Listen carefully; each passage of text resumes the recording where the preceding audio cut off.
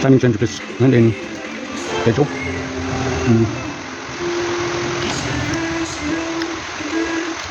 The bolt loose. This bolt loose. This bolt that I don't do. Yeah. And here's what I'm holding. Crack loose this bolt. And when this crack loose the bolt, I will be holding this one. Here's one. So I will take out the flywheel with the belt tensioner, rubber cover, engine mount, flywheel, tension is already out.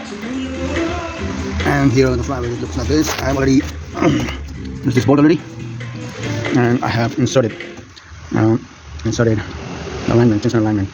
So to get there, to keep tension in place here, so it's loose. At the moment, because I have already loosed these bolts, so now I have to take this one bolt out. That's it.